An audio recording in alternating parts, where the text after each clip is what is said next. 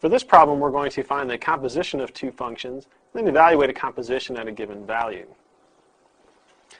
Here we're given f of x is equal to x plus 2 divided by x minus 2. And the second function, g of x, is equal to 2x plus 5. For these two functions, part A, we want to find the composition f of g and state its domain. In part B, we want to find g of f of negative 2, and in part C, f of g of negative 2. So we'll start with part A. The notation f of g is equal to f of g of x. So basically we just need to take this entire function g of x and we substitute it into our function f anywhere an x occurs. So we'll have 2x plus 5 plus 2, so we replaced x by 2x plus 5, over 2x plus 5 minus 2. We're going to simplify that. The numerator will have 2x plus 7, and our denominator will get 2x plus 3. Well, our composition, f of g, is equal to 2x plus 7 divided by 2x plus 3. We need to state the domain of this function. To find the domain of a composition, we first look at our inside function, which in this case is g of x.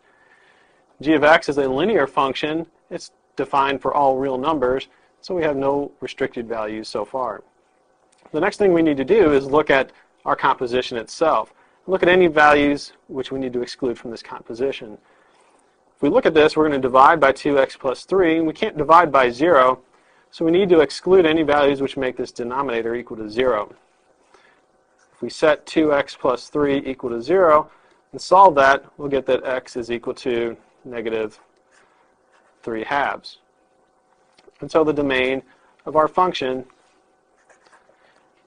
will be all real numbers for x such that x is not equal to negative 3 halves. For part B, we want to evaluate g of f of negative 2.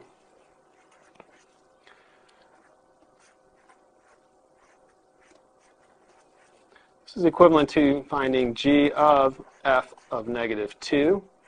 So we really need to first find the value of the function f when x is negative 2.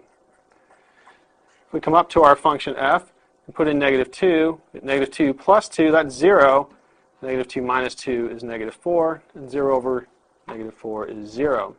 So we need g of 0. So now we come to our function g, plug in the value 0. 2 times 0 plus 5 is equal to 5. So g of f of negative 2 is equal to 5. For part C, we want to find f of g of negative 2. This is the same as f of g of negative 2. So we first need to evaluate our function g when x is negative 2. Come up to our function g. 2 times negative 2 is negative 4, plus 5 gives us 1. So we really need to find f of 1. Put in 1 into our function f. 1 plus 2, that's 3. 1 minus 2 is negative 1. 3 over negative 1 is negative 3. So f of g of negative 2 is equal to negative 3. It's important to note that in these two cases we did not get the same result. So the g of f is not necessarily equal to f of g.